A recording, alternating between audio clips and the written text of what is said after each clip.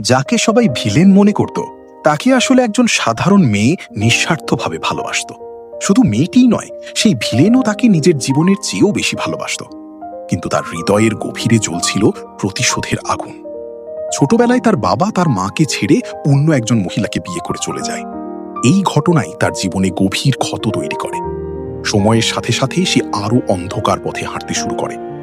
একদিন সে একটি পরিবারের সবাইকে হত্যা করে ফেলে। সেই ঘটনার পর থেকেই পুলিশ তার পিছু নেয়।